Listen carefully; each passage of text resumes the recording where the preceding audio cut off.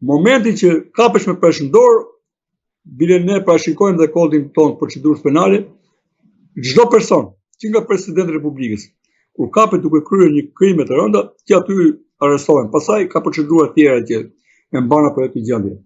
Po në këtë moment kanë për detyrë të gjitha forcat politike dhe partitë e reja nuk i shoh të investohen, thonë, ne po konstatojmë një nga skandalet më të mëdha të politikës shqiptare.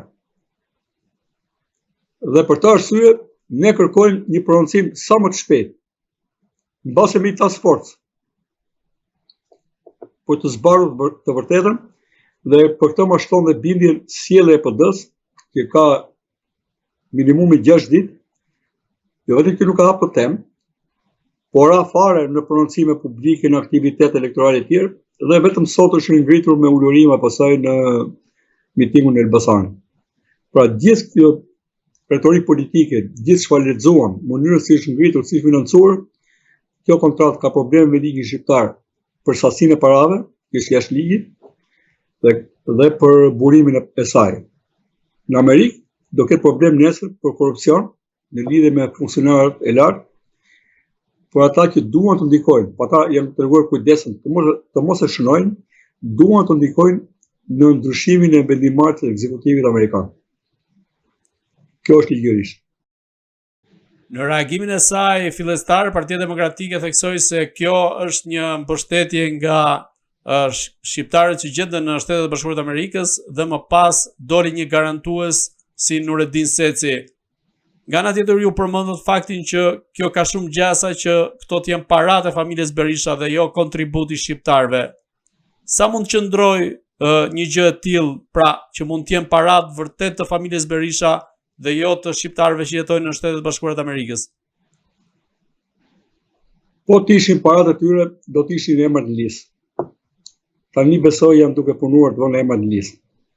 Ju mendoni që për një javë mund të mblidhen $750,000 për të paguar, se thuhet kontratë që në momentin e shkrimit të saj në 4 prill, ku ka qenë, do paguheshin 3 muaj për adhënie, nga 250-750. Ju mendoni që mblidhen këto për një javë?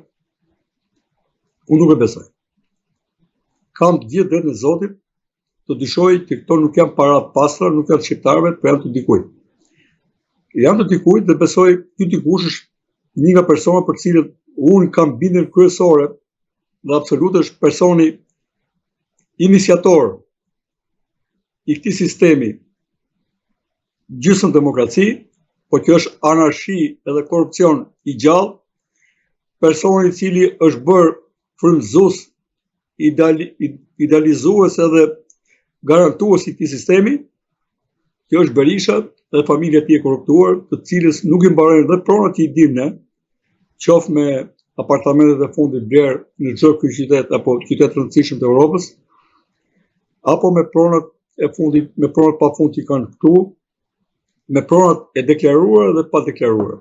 Për mua ai është një nga njerëzit më të pasur në Shqipëri, është mbi këta oligarkë në themi, po kështu dhe pala tjetër, nuk vëm dyshim fare që partitë politike kryesore në Shqipëri kanë kaluar nga stati i qenies parti politike me ndihmë organizuar politik, janë organizata të mirëfillta kriminale.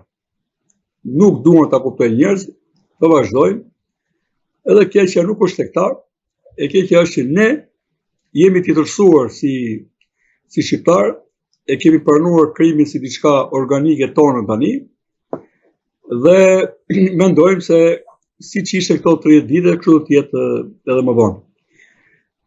Termin patriot pasaj, po të shtojmë dhe faktin që ishte ky Berish, që nuk e njohur Ambujen, nuk e njohur Çekën, furnizoi Miloševićin me karburant, siç thuhet ka pritur dhe Arkanin dhe të tjerë këtu, siç ka thënë dhe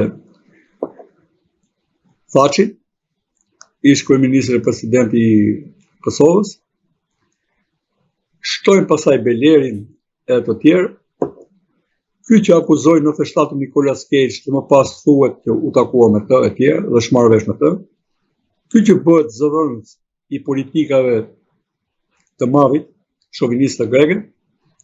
Nuk besoj që ka patriot shqiptar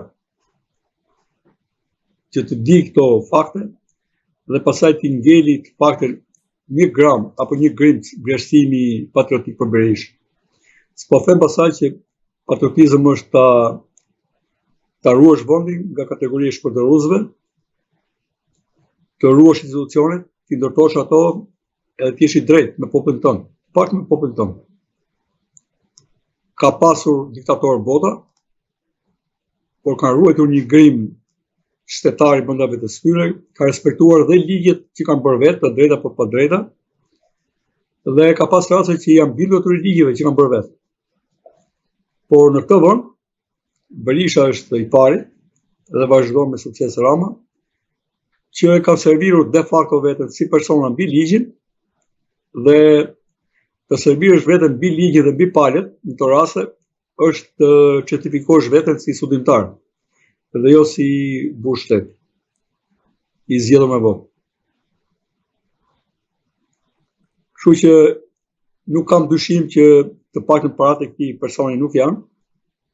Nga të dhënat që kam nuk mund të jetë ndryshe dhe kam bindjen e plotë që mënyra si është vepruar me fondacion, koha, terminologjia e shkruar në kundërshtim ato të thënë dhe të servirur në publik, hallin që ka Berisha dhe çfarë ka bërë Berisha tërë të kohë me ekonominë shqiptare, me këtë popull, me këtë vend, që është rënuar për gjatë kohës që Berisha është bërë ky që është bërë për bindësh në fuqinë e paras politike, në fuqinë e krimit, mbi të gjitha, them që këto janë paratë e tij. Duhet të paratë e tij. Prandaj duhet hetuar në detaje sa më shpejt dhe sa më udhësisht. Si mendoni, sa gjasa ka që Departamenti Amerikan i Drejtësisë të nisë një hetim në një moment caktuar kundrejt Berishës sa i përket kësaj kontrate? Besoj që kjo zhurmë që u bë dhe fakti që PD-ja nuk përgjigjet është se ata kanë frikën se tashmë kjo zhurmë do bëj punën e saj. Publikimet besoj kanë mbajtur atje, ambasadat dhe organizimet tjera mbajnë shënim, kanë për detyrë të raportojnë. Kjo shumë është e frikshme dhe po të ishin kaq trimë sa që ishin deklarimet elektorale, le ta shkruani dhe kontratë që kanë paguar këto para për të hequr në gratë. Pra, të baltosësh një qeveri paraardhëse amerikane, pra qeverinë Biden, dhe kohësisht edhe se tenton të luaj me diskursin që ka Trumpi për kundër Bidenit, tenton të preferoj, veten ta njësoj me Trumpin dhe sa kundërshtarin e tij Ramën me Biden. Nuk mund ta pranoj çdo shtetar serioz amerikan duhet revoltohet me këtë qasje.